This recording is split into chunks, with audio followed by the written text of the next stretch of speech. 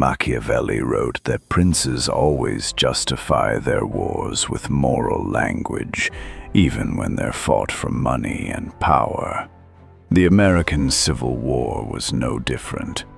The North said it was about ending slavery. The South said it was about states' rights. But here's what neither side wanted to admit. It was about control of the American economy. And whoever won would build the empire. Here's the truth they didn't teach you in school. Ask any American what caused the Civil War, and you'll get one of two answers: slavery or states' rights. And depending on where you went to school, one of those answers was drilled into your head as the obvious truth. But here's the problem. Both answers are incomplete. Not wrong, incomplete. Because they describe the symptoms, not the disease. The real question isn't what the war was about, it's what the war was for. And the answer to that question is power. Economic power, political power, the power to decide what kind of nation America would become. Machiavelli understood this. He wrote that all wars, no matter how they're justified, are ultimately about one thing: who rules. The Civil War wasn't a moral crusade that happened to involve economics. It was an economic war that was later rebranded as a moral crusade. And if you understand that distinction, everything else makes sense. By 1860, the United States wasn't one country.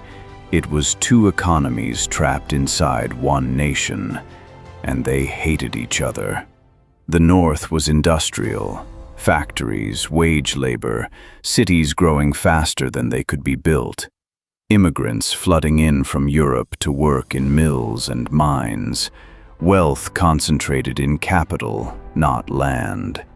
And the North's economy required one thing above all else: federal power. They needed tariffs to protect their factories from cheaper British goods. They needed a national banking system to fund industrial expansion. They needed railroads built with federal money to move products across the continent. Every single one of those things required a strong central government. Now look at the South. The South was agricultural. Cotton, tobacco, rice, exports sold to Europe.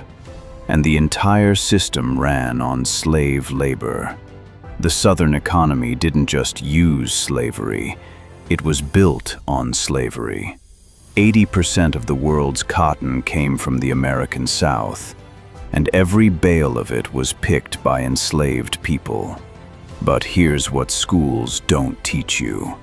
The South didn't want a weak federal government because of some abstract principle about states' rights. They wanted a weak federal government because a strong one threatened their wealth. High tariffs hurt the South. They made imported goods expensive and made it harder to sell cotton abroad. National banks centralized financial power in the North. Federal infrastructure projects meant taxes that didn't benefit plantation owners. Every time the federal government grew stronger, Southern wealth grew weaker. So when people say the war was about states' rights, they're not wrong. But they're leaving out the second half of the sentence.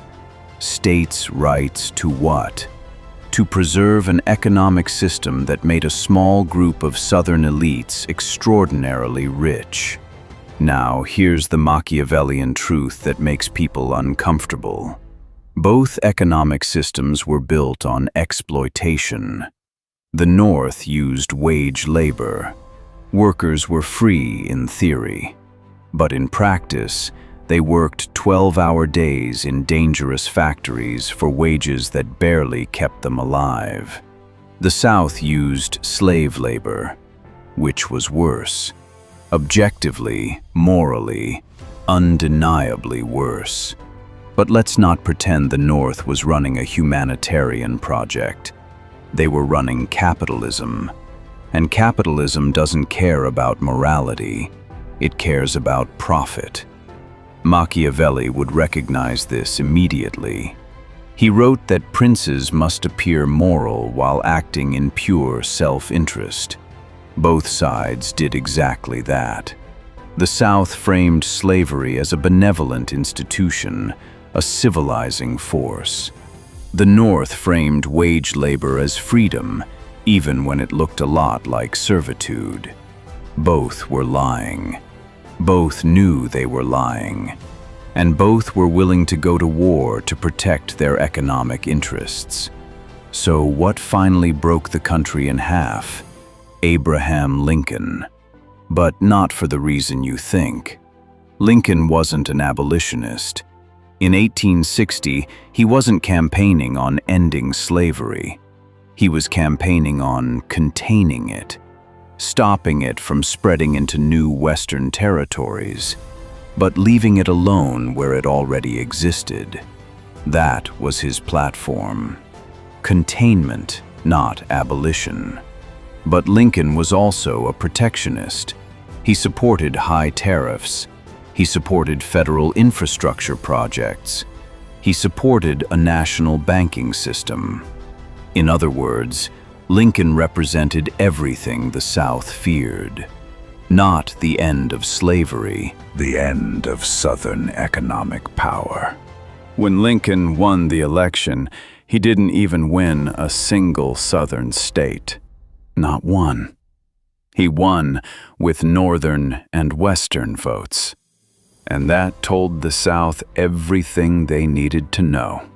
The federal government would now be controlled by a coalition that didn't need them, that didn't represent their interests, that would actively work against their economic model.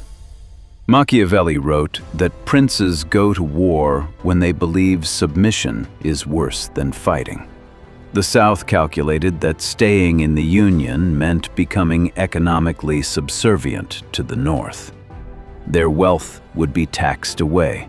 Their labor system would be contained and slowly strangled. Their political power would evaporate as new free states outnumbered slave states. So they chose war. Not because of abstract principles, because of cold economic calculation. Machiavelli would call that rational. So if the war was really about economic control, why does everyone think it was about slavery? Because Lincoln was a political genius, and he understood something Machiavelli wrote 300 years earlier. People support wars that sound moral, not wars that sound economic. For the first 2 years of the war, Lincoln did not frame it as a war to end slavery. He framed it as a war to preserve the Union. In his first inaugural address, he said this: "I have no purpose, directly or indirectly, to interfere with the institution of slavery in the states where it exists." That's not me paraphrasing. That's a direct quote. Lincoln's goal in 1861 was not to free slaves. It was to keep the South from leaving. Because if the South left, the North lost access to Southern resources, Southern markets, and control of the Mississippi River. The Union wasn't a moral idea. It was an economic necessity. But by 1862, the war wasn't going well. The South was winning battles. Europe was considering recognizing the Confederacy as a legitimate nation, and Northern public support was collapsing. Lincoln needed to change the narrative. So in 1863, he issued the Emancipation Proclamation. And this is where it gets Machiavellian.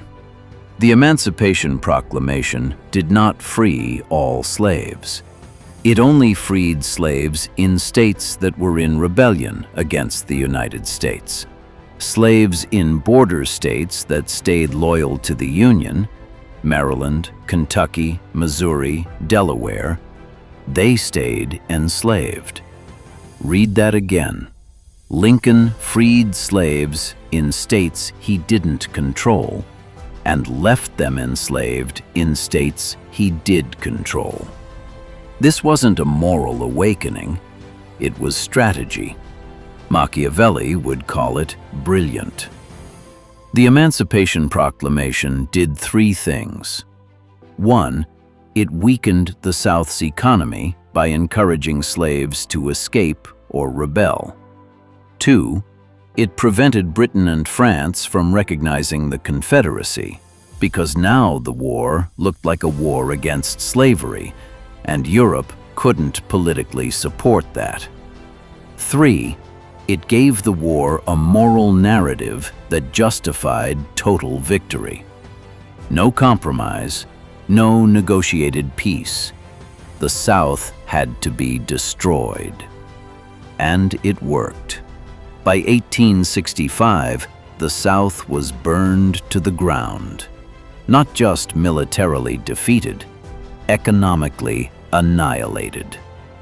Machiavelli wrote that a prince must know when to be ruthless. Lincoln understood. The war wasn't won with mercy, it was won with destruction. So the North won. Slavery ended. And that's where the history books stop. But that's where the Machiavellian story gets even darker. Because the North didn't invade the South to free Black Americans. It invaded to destroy a rival economic system. And once the war was over, what did the North do? Did it give formerly enslaved people land, education, political power? For about 10 years, yes. That was Reconstruction. Federal troops occupied the South. Black men voted. Black men held office. The planter aristocracy was broken.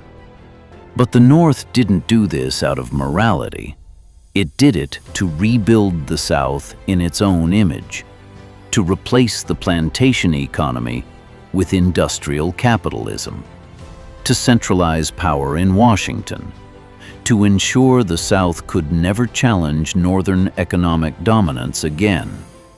And once that goal was accomplished, the North abandoned Black Americans entirely. By 1877, federal troops pulled out. The South was left to govern itself. And within 20 years, Jim Crow laws re-enslaved Black Americans in everything but name. Sharecropping replaced slavery. Convict leasing replaced slavery. Lynching enforced it. The North didn't care. Because the North had won what it actually wanted: economic control. The Civil War didn't end slavery because the North had a moral awakening. It ended slavery because the North needed to destroy the South's economic model to build the America it wanted. An industrial empire. Centralized, federal, expansionist. That's the America that went on to conquer the Philippines, that built the Panama Canal, that became a global superpower. The Civil War wasn't the end of a moral journey. It was the beginning of an empire. And Machiavelli would understand it perfectly. So what was the Civil War really about? It was about which economic system would dominate America: industrial capitalism or plantation agriculture, federal power or states' rights, the future or the past. Slavery was the fuel that made the Southern economy run. And yes, ending slavery was a moral good. But let's not pretend that's why the war was fought. Wars are fought for power. The moral language comes later, written by the victors.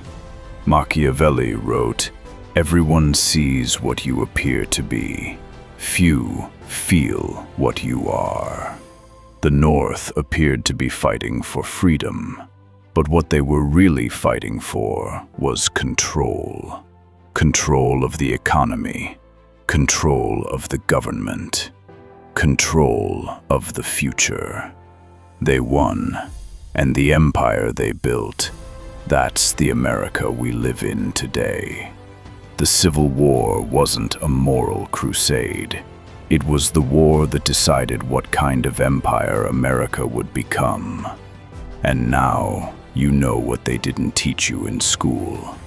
If you want to understand the real forces behind history, not the sanitized version, subscribe to the Machiavellian lens, because the truth isn't in the textbooks, it's in the patterns, and we're here to find them.